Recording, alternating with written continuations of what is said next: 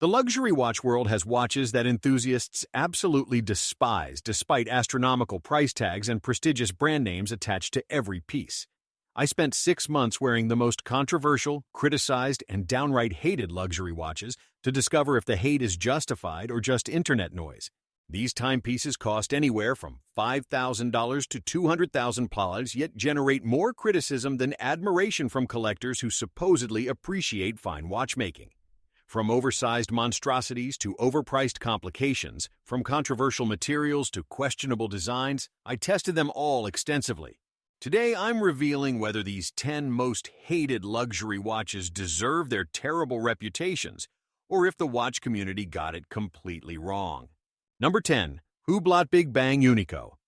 The Hublot Big Bang Unico represents everything watch snobs hate: bold design, unconventional materials, and unashamed luxury pricing at $18,000 plus. I wore this 45mm piece daily for 3 weeks, and the hate is partially justified, but mostly exaggerated by internet echo chambers. The rubber strap and fusion case create contemporary aesthetics that traditional watch enthusiasts dismiss as gaudy without appreciating modern design. The in-house Unico chronograph movement demonstrates genuine horological capability that critics conveniently ignore while attacking Hublot's marketing and pricing. The sapphire sandwich construction creates visual interest, allowing movement viewing from both sides that traditional watches hide unnecessarily. What I discovered is the Big Bang wears surprisingly comfortably, despite massive 45mm dimensions, and draws compliments from non-watch people. The hate primarily stems from watch snobs gatekeeping luxury watches, believing only traditional Swiss designs deserve premium pricing and respect. The Big Bang represents democratization of luxury, where nouveau riche can access expensive watches without heritage knowledge requirements. Number 9. Richard Mille RM-11. The Richard Mille RM-11 Philippe Massa costs $150,000 plus for what haters call overpriced plastic watches. Yet, I discovered fascinating engineering. I wore this $150,000 watch for 2 weeks expecting to hate it, but found remarkable lightness and wearability despite controversial aesthetics. The NTPT carbon case construction uses aerospace materials, creating incredible strength at minimal weight that traditional metals cannot match. The skeletonized movement reveals every component, creating visual spectacle that traditional watch design intentionally hides behind solid dials. What haters miss is Richard Mille pioneered materials and construction techniques that the industry eventually copied for performance benefits. The massive pricing reflects low production volumes and advanced materials rather than just brand markup that critics claim. The hate stems from celebrities and athletes wearing Richard Mille, creating association with wealth display rather than horological appreciation.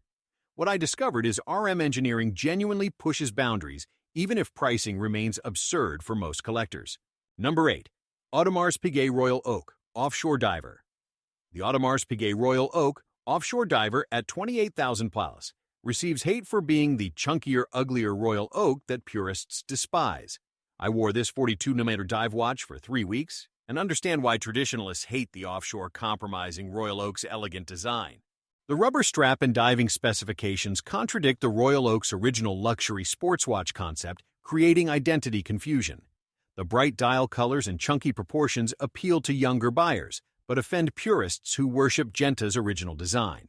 What I discovered is the offshore wears comfortably and delivers genuine dive watch capability that standard Royal Oak cannot. The in-house automatic movement with date provides reliable timekeeping, while the 300-meter rating qualifies for serious diving. The hate reflects generational divide, where older collectors reject evolution, while younger buyers appreciate modern interpretations and functionality. Number 7. Rolex Sky Dweller. The Rolex Sky Dweller costs $15,000, yet receives constant hate for being the ugliest Rolex with controversial design choices. I wore the steel Sky Dweller for 1 month, and the complicated dial layout remains polarizing even after extended wearing. The annual calendar and dual-time complications create cluttered appearance that Rolex's typically clean designs avoid successfully. The rotating bezel setting system feels gimmicky rather than elegant, requiring manual consultation for basic operations throughout use. What I discovered is the Sky Dweller's complications work reliably once you learn the system, providing genuine travel functionality. The 42mm case wears larger than dimensions suggest, and the thick construction reduces elegance that other Rolex models maintain. The hate stems from the Sky Dweller, representing Rolex's failed attempt at complicated watchmaking where simplicity remains their strength. Number 6. Patek Philippe Nautilus. Travel time. The Patek Philippe Nautilus travel time costs $60,000 plus, yet receives criticism for compromising the Nautilus's perfect design with unnecessary complications. I wore this $60,000 watch for 2 weeks and understand why purists hate modifications to Genta's iconic design. The additional pushers for time zone adjustment disrupt the Nautilus's clean case lines that made the original legendary. The thicker case accommodates the travel time module, reducing the elegant proportions that define proper Nautilus references. What I discovered is the travel time complication works flawlessly, providing genuine utility for frequent international travelers. The finishing quality maintains Patek standards, while the blue dial retains Nautilus DNA despite added complexity throughout. The hate reflects purists believing the Nautilus should remain simple, rather than becoming complication platform-sacrificing design. Number 5. TAG Heuer Connected Caliber E4. The TAG Heuer Connected Caliber E4 costs $1,800 and receives absolute hatred from mechanical watch purists who reject smartwatches entirely. I wore this luxury smartwatch for 1 month, comparing it against traditional luxury watches and Apple Watch alternatives. The Wear OS platform provides comprehensive smartwatch functionality, while the luxury finishing differentiates it from plastic smartwatches. The mechanical watch aesthetic with traditional luxury materials creates cognitive dissonance that purists reject as betraying watchmaking. What I discovered is the Connected serves different purposes than mechanical watches, making direct comparison unfair and misguided. The pricing seems reasonable for luxury smartwatch, but absurd compared to Apple Watch providing superior functionality at lower cost. The hate stems from TAG Heuer legitimizing smartwatches when mechanical purists wanted luxury brands rejecting digital alternatives. Number 4. Brightling Emergency 2. The Brightling Emergency 2 costs $17,000 for dual-frequency emergency beacon that most buyers will never activate throughout ownership. I wore this massive 51mm watch for 2 weeks, and the emergency represents legitimate survival tool rather than luxury watch. The titanium case houses dual-frequency emergency transmitters, broadcasting distress signals that search and rescue teams detect globally. The massive dimensions and distinctive orange elements create polarizing aesthetics that luxury watch buyers typically reject for refinement. What I discovered is the emergency serves genuine purpose for pilots and adventurers operating in remote locations. The hate stems from the emergency being purchased by wealthy buyers as conversation pieces rather than genuine survival equipment. The functionality justifies existence, but most buyers treat it as expensive toy rather than life-saving equipment. Number 4. Brightling Emergency 2. The Brightling Emergency 2 costs $17,000 for dual-frequency emergency beacon that most buyers will never activate throughout ownership. I wore this massive 51mm watch for 2 weeks, and the emergency represents legitimate survival tool rather than luxury watch. The titanium case houses dual-frequency emergency transmitters, broadcasting distress signals that search and rescue teams detect globally.